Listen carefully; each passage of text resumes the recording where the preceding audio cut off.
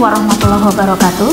Selamat pagi, semangat pagi untuk peserta MPLS tahun 2021-2022. Nama saya Sulanjani, yang pada kegiatan ini akan membawakan materi bahaya narkoba.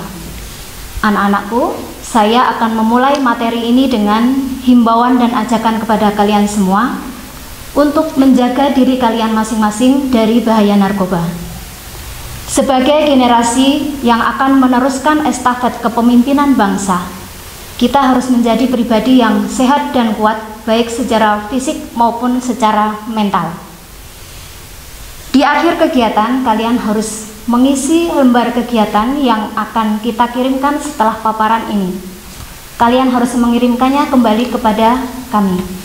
Baiklah, mari akan kita ikuti paparannya sebagai berikut. Materi pencegahan bahaya narkoba dan kenakalan remaja. Dasar hukumnya adalah Undang-Undang Nomor 2 Tahun 1997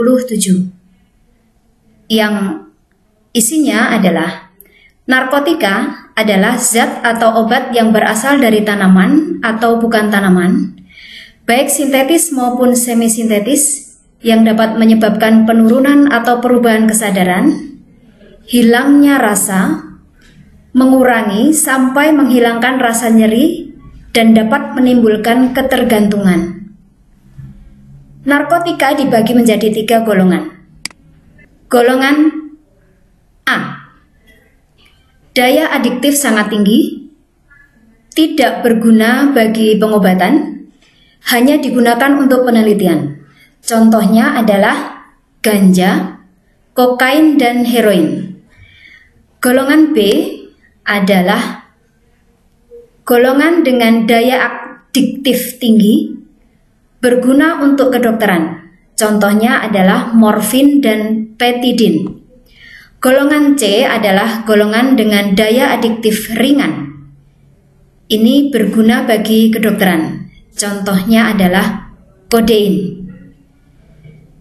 Setelah itu ada Undang-Undang Nomor 5 Tahun 1997 tentang psikotropika.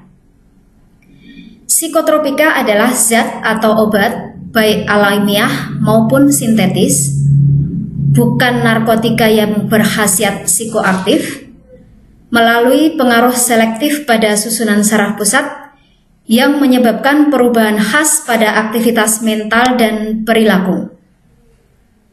Golongan psikotropika dikelompokkan menjadi 1. Depresan atau penenang. Obat ini menekan syaraf pusat yang bisa memberikan rasa tenang, mengantuk, tentram, dan damai. Contohnya adalah Valium, BK, dan Magadon. Yang kedua adalah stimulan atau perangsang. Obat perangsang syaraf pusat mendatangkan rasa gembira, rasa aktif, dan daya kerja otak menjadi serba cepat tetapi tidak terkendali. Contohnya adalah sabu, amfetamin, dan ekstasi. 3. Halusinasi atau khayalan. Obat atau zat tanaman, makanan, atau minuman yang dapat menimbulkan khayalan. Contohnya yang paling sederhana adalah rokok. Kemudian kelompok alkohol dan thinner. Saya mengingatkan kepada anak-anak sekalian, tidak usah atau jangan mencoba-coba untuk menggunakan atau mengkonsumsi alkohol dan rokok. Selanjutnya, golongan bahan adiktif lainnya adalah zat-zat selain narkotik dan psikotropik yang dapat menimbulkan ketergantungan. Antara lain tadi adalah rokok, kelompok alkohol, dan thinner. Selanjutnya kita sampaikan bahaya penyalahgunaan narkoba. Narkoba itu 3 sifat jahatnya, antara lain adalah 1. Habitual.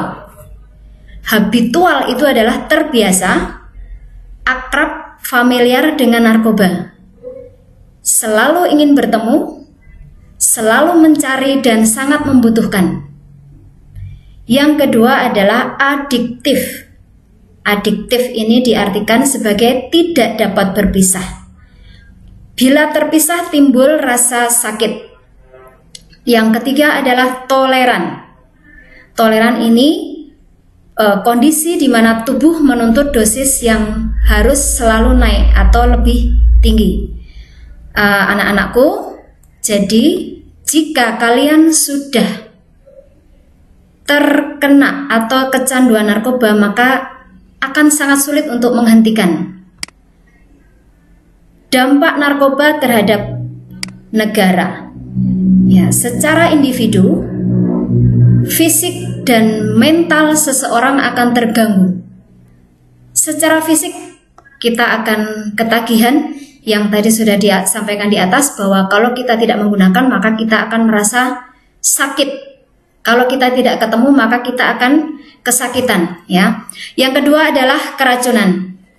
Yang ketiga adalah penyakit menular, dan yang keempat adalah gangguan fungsi organ. Itu adalah dampak secara fisik. Dampak mentalnya adalah malas. Yang kedua adalah jahat. Kenapa jahat? Ketika seseorang membutuhkan dan tidak punya uang, maka pasti dia akan mencari cara supaya mendapatkan uang dan tidak memperdulikan caranya. Ini awal dari kejahatan yang ditimbulkan atau diakibatkan oleh narkoba. Kemudian bagi keluarga, itu ada dampak sosial dan ekonomi. Dampak sosial yang pertama adalah disharmoni. Disharmoni itu secara sederhana bisa kita terjemahkan sebagai ketidakharmonisan hubungan dengan siapapun, baik dengan keluarga maupun dengan masyarakat. Yang kedua adalah dampak ekonomi, yaitu kemiskinan dan terkucil. Ya, kemiskinan ini tentu adalah akibat dari penggunaan uang yang kemudian secara tidak terkendali digunakan untuk membeli atau mengadakan narkoba. Yang ketiga adalah dampak bagi masyarakat. Itu mengakibatkan rawan konflik dan kriminalitas, apatis dan apartisipatif, kemudian tidak produktif. Jika situasi seperti ini terjadi di seluruh bagian negara kita, maka lambat laun kehancuran bangsa dan negara akan terjadi. Oleh karena itu, anak-anakku sekalian, saya sampaikan sekali lagi, pahami dampak dan bahaya narkoba supaya kamu tidak merugikan dirimu sendiri, tidak merugikan keluargamu, tidak merugikan masyarakat, dan dalam skala besar tidak akan merugikan negara. Strategi penanggulangan narkoba antara lain adalah 1. Penghentian suplai narkoba dari produsen dan pengedar ke konsumen. Siapa yang bisa menghentikan? Ya, dalam skala besar tentunya adalah kepolisian. Tetapi dalam skala kecil, jika kita mengetahui atau kita terlanjur terlibat dalam pengedaran, kita yang harus mulai berhenti. Yang kedua adalah penghentian demand atau permintaan dari para pemakai atau anggota masyarakat lain yang tidak berwenang. Yang ketiga adalah perbaikan pecandu dengan memberikan rujukan tempat rehabilitasi bagi para pecandu. Kemudian pola penanggulangan narkoba itu ada 3. 1. Preemptif. Pola ini dilakukan untuk pembinaan dan pengembangan lingkungan serta pola hidup masyarakat yang belum memakai. Jadi, kalian ada di dalam kelompok preemptif. Saya baik sangka bahwa kalian tidak ada atau belum ada satupun yang berkenalan dengan narkoba. Maka kelompok kalian adalah preemptif, pola pembinaan dan pengembangan lingkungan serta pola masyarakat yang belum memakai. Kelompok yang kedua semoga tidak ada di antara kalian yang ada di sini. Preventif itu mengurangi peredaran dan perdagangan gelap narkoba. Yang ketiga adalah represif. Yang ini juga sesuatu yang harus kita hindari, yaitu pola penanggulangan dengan peredaran narkoba dengan tindakan hukum. Kemudian pelanggaran terhadap penggunaan narkoba itu berdasarkan Undang-Undang Nomor 22 Tahun 1997 tentang narkotika. 1. Memproduksi, mengedarkan, atau perantara jual beli narkoba golongan 1, misalnya ganja, heroin, kokain, putau, dan lain-lain. Ancaman hukumannya adalah hukuman mati atau seumur hidup atau dipenjara paling lama 20 tahun. Kemudian dendanya adalah 1 miliar. Bayangkan itu. Ya. Yang kedua adalah memberi, menyerahkan, menyalurkan. Ini di pasal 82. Ancamannya adalah hukuman penjara 15 tahun dengan denda 750 juta rupiah. Yang ketiga, menyimpan, memiliki, membawa, menanam, memelihara. Pasal 78. Hukumannya adalah penjara 10 tahun dengan denda 500 juta. Pengguna narkotika ini di pasal 85. Hukumannya adalah penjara 4 tahun. Kemudian keluarga pecandu yang tidak melapor di pasal 88, hukuman penjara maksimal 6 bulan dengan denda maksimal 2 juta rupiah. Siapapun yang mempersulit penyidikan, hukuman penjara 5 tahun, denda maksimal 150 juta. Pelanggaran terhadap Undang-Undang Nomor 5 Tahun 1997 tentang psikotropika. 1. Orang dalam jaringan terorganisir yang melakukan pelanggaran produksi, peredaran, penyaluran, ekspor, impor. Itu di pasal 59. Hukumannya adalah hukuman mati atau seumur hidup atau maksimal 20 tahun penjara. Dendanya adalah 750 juta rupiah. Yang kedua adalah lembaga atau korporasi yang terlibat dalam kegiatan seperti pada butir A di atas, diancam dengan denda 5 miliar. Yang ketiga, memproduksi, mengedarkan psikotropika dalam bentuk obat yang tidak terdaftar, itu di pasal 60. Hukumannya adalah penjara 15 tahun dengan denda maksimal adalah 200 juta rupiah. Yang keempat, menyalurkan di pasal 60. Hukuman maksimal 5 tahun penjara. Denda maksimal adalah 100 juta rupiah. Yang kelima adalah memiliki, menyimpan, membawa psikotropika. Di pasal 62, hukumannya adalah penjara maksimal 5 tahun dan denda maksimal 100 juta rupiah. Yang keenam adalah pengguna dan masyarakat yang tahu ada penyalahgunaan psikotropika yang tidak melapor. Di pasal 65, hukumannya adalah penjara maksimal 1 tahun dan denda maksimal 20 juta rupiah. Keluarga pecandu yang tidak melaporkan di pasal 65, penjara maksimal 1 tahun, denda maksimal adalah 20 juta rupiah. Anak-anakku, selanjutnya kami sampaikan adalah materi kenakalan remaja yang tadi di awal sudah saya sampaikan. Ada benang merah antara kenakalan remaja dan bahaya narkoba yang mungkin tidak disadari. Saya sampaikan dulu adalah pengertian kenakalan remaja. Apakah kenakalan remaja?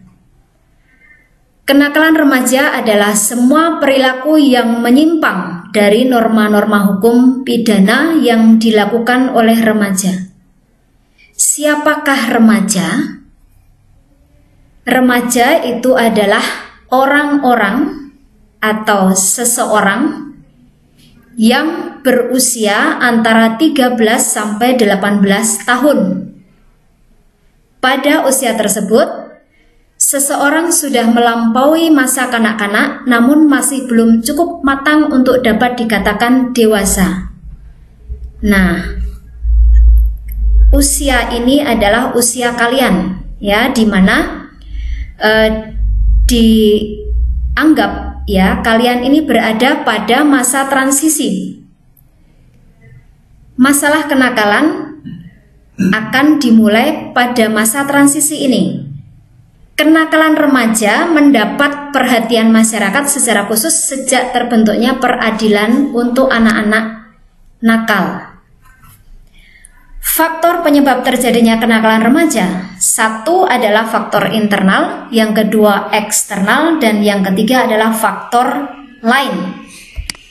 Faktor internal, secara sederhana internal itu adalah bersumber dari diri kalian sendiri, ya. Perubahan biologis dan sosiologis pada diri remaja memungkinkan terjadinya dua bentuk integrasi. Yang pertama adalah perasaan akan konsistensi dalam kehidupannya. Yang kedua adalah tercapainya identitas peran. Kenakalan remaja terjadi karena remaja gagal mencapai masa integrasi yang kedua, yaitu identitas peran. Faktor internal yang kedua adalah kontrol diri yang lemah. Remaja tidak bisa mempelajari dan membedakan tingkah laku yang dapat diterima dengan tidak dapat diterima. Akan terseret pada perilaku nakal. Begitupun bagi mereka yang telah mengetahui perbedaan dua tingkah laku tersebut, namun tidak bisa mengembangkan kontrol diri untuk bertingkah laku sesuai dengan pengetahuannya. Yang kedua adalah faktor eksternal. Nah, faktor eksternal ini yang paling lazim kita temui adalah akibat dari perceraian orang tua. Kemudian tidak adanya komunikasi antar anggota keluarga atau perselisihan antara anggota keluarga yang bisa memicu perilaku negatif pada remaja. Pendidikan yang salah di keluarga pun seperti terlalu memanjakan atau tidak memberikan pendidikan agama atau penolakan terhadap eksistensi anak bisa menjadi penyebab terjadinya kenakalan remaja. Semoga kalian tidak termasuk dalam kelompok keluarga yang seperti ini, ya. Yang kedua adalah pengaruh kawan sepermainan yang kurang baik. Yang ketiga adalah komunitas atau lingkungan tempat tinggal yang kurang baik. Jadi pandai-pandailah memilih teman, pandai-pandailah bergaul dan memilih lingkungan bergaul. Ya, selanjutnya adalah faktor lain. Nah, faktor lain ini juga ada beberapa hal, antara lain adalah frustasi, kemudian gangguan berpikir dan intelijensi pada diri remaja, kemudian kurangnya kasih sayang orang tua dan atau keluarga, kurangnya pengawasan dari orang tua, dampak negatif dari perkembangan teknologi modern. Kemudian ada dasar-dasar agama yang kurang. Kemudian tidak adanya media penyaluran bakat dan atau hobi. Masalah yang dipendam juga menjadi salah satu faktor lain yang menyebabkan kenakalan remaja. Kemudian, sebagaimana tadi saya sampaikan, penyalahgunaan obat terlarang, penyalahgunaan teknologi, kemudian melihat film yang memicu tindakan asusila, termasuk di dalam faktor lain yang menyebabkan kenakalan remaja. Kemudian merokok dan menyalahgunakan narkoba seperti tadi sudah kita sampaikan. Dan yang ketiga adalah bosan terhadap kegiatan tertentu. Kemudian bentuk kenakalan remaja yang kita temui di lingkungan masyarakat antara lain adalah penyalahgunaan narkoba, kemudian seks pranikah, yang ketiga adalah perkelahian atau tawuran antar pelajar, yang selanjutnya adalah kebut-kebutan di jalan raya, yang selanjutnya peredaran pornografi di kalangan remaja, baik dalam bentuk gambar, majalah, video, dan lain-lain. Kemudian melakukan pengerusakan terhadap fasilitas umum, mencuri barang milik orang lain, kemudian membentuk kelompok atau geng dengan ciri-ciri dan tindakan yang menyeramkan. Kemudian berpakaian dengan mode yang tidak sesuai dengan keadaan dan lingkungan. Yang selanjutnya meminum minuman keras, membolos, dan lain-lain. Kemudian di sini ada contoh atau gambar peristiwa yang merekam kenakalan remaja. Kemudian di lingkungan sekolah, kenakalan remaja yang sering kita temui antara lain adalah tidak masuk sekolah tanpa keterangan, meninggalkan sekolah pada saat jam pelajaran. Yang ketiga adalah membawa senjata tajam ketika di sekolah. Contoh kenakalan remaja di lingkungan masyarakat antara lain ikut balapan liar geng, ikut tawuran antar geng, minum minuman keras, kemudian mengkonsumsi obat-obatan terlarang seperti narkoba dan obat lain yang sejenis. Kemudian kenakalan remaja di lingkungan keluarga, tidak mendengarkan nasihat orang tua, tidak mentaati perintah orang tua, kemudian melanggar norma yang telah disepakati keluarga. Nah, gejala-gejala yang mengarah kepada kenakalan remaja, perhatikan ya anak-anakku. Gejala yang pertama adalah tidak disukai oleh teman-temannya sehingga anak tersebut menyendiri. Nah, yang kedua gejalanya adalah anak-anak yang sering menghindarkan diri dari tanggung jawab di rumah atau di sekolah. Jadi kalau kalian meninggalkan tanggung jawab kalian, itu sudah dianggap sebagai gejala awal kenakalan remaja. Ya. Kemudian anak-anak yang sering mengeluh dalam arti bahwa mereka mengalami masalah yang oleh dia sendiri tidak sanggup mencari permasalahannya. Nah, yang keempat adalah anak-anak yang suka berbohong. Ya, jadi awal atau gejala kenakalan remaja itu sederhana, berbohong salah satunya. Kemudian anak-anak tidak sanggup memusatkan perhatian. Ya, kemudian anak-anak yang mengalami fobi atau gelisah dalam melewati batas yang berbeda dengan ketakutan anak-anak normal. Fobia itu adalah semacam kegelisahan atau ketakutan yang tidak beralasan. Kemudian anak-anak yang suka menyakiti atau mengganggu teman-teman di sekolah atau di rumah. Nah, itu adalah gejala kenakalan remaja. Jika kalian merasa sudah pernah atau sudah melakukan gejala-gejala awal itu, silakan segera mengoreksi diri kalian sendiri untuk tetap fokus pada hal-hal yang baik dan sehat. Kemudian peran orang tua dan guru.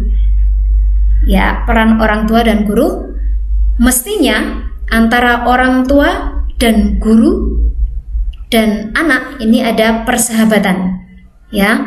Kemudian menciptakan kondisi sekolah yang nyaman, Kemudian memberikan keleluasaan anak untuk mengekspresikan diri pada kegiatan, baik kegiatan di rumah maupun di sekolah. Kemudian menyediakan sarana dan prasarana bermain dan olahraga.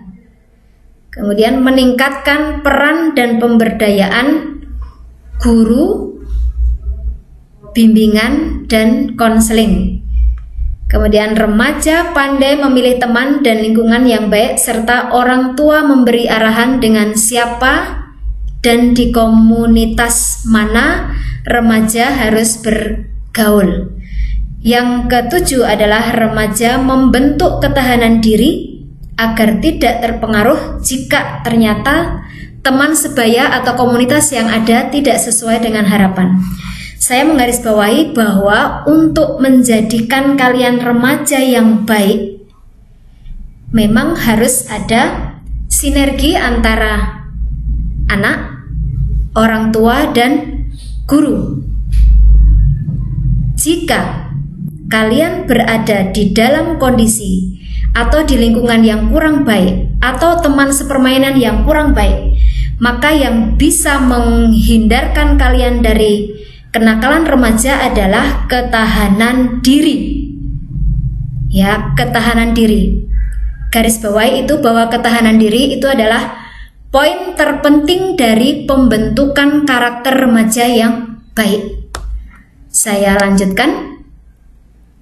Dari segi hukum, ini sudah ada undang-undang yang mengatur, yaitu Undang-Undang Republik Indonesia Nomor 11 tahun 2012 tentang Sistem Peradilan Pidana Anak. Kemudian Undang-Undang Republik Indonesia Nomor 23 tahun 2002 tentang Perlindungan Anak. Kemudian perlindungan anak ini membahas atau menyampaikan segala kegiatan untuk melindungi anak yang kurang dari 18 tahun, yakni poinnya adalah menjamin hak anak hidup, tumbuh, berkembang, berpartisipasi, dan perlindungan dari diskriminasi dan kekerasan. Kemudian apa saja hak-hak anak?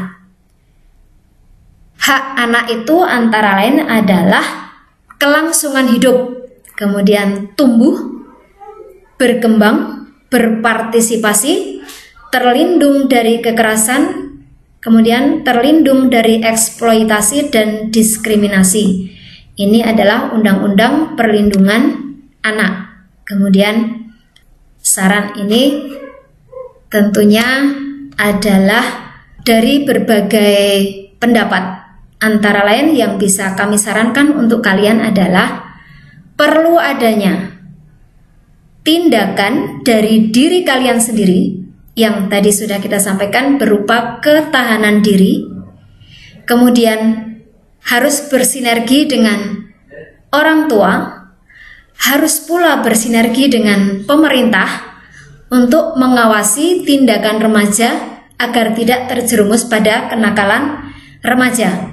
Kemudian yang kedua, perlunya penanaman nilai moral, pendidikan dan nilai religius pada diri seorang remaja, baik di lingkungan keluarga, di sekolah maupun di masyarakat.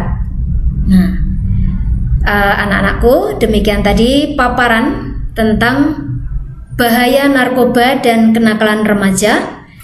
Semoga ada manfaatnya. Kemudian mohon digarisbawahi, kalian ini dalam masa transisi untuk menuju kepada masa atau usia remaja, di mana pada usia itu kalian akan melewati masa yang sangat krusial, emosional tinggi, kemudian mudah terpengaruh. Maka solusinya atau jalan terbaiknya adalah ketahanan diri, kemudian lingkungan keluarga yang baik, kemudian sekolah yang baik, kemudian masyarakat yang baik. Terima kasih atas perhatiannya. Demikian paparan materi bahaya narkoba. Semoga ada manfaatnya bagi kalian. Terima kasih atas perhatiannya. Assalamualaikum warahmatullahi wabarakatuh.